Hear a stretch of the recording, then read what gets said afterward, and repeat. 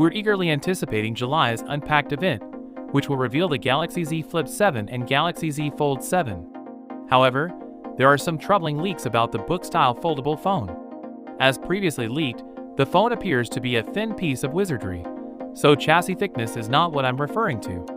Instead, something that could be interpreted as a flaw is present on the back of the Samsung Galaxy Z Fold 7. If the latest image render released by Reddit user PR0C proves out to be correct, the Z Fold 7 camera bump is enormous. As the leaker describes it, the triple camera array is contained in a gigantic camera island, especially when viewed sideways. The image shows the phone with a case on, which contributes to its overall thickness, but the rear camera bar appears to protrude quite a little.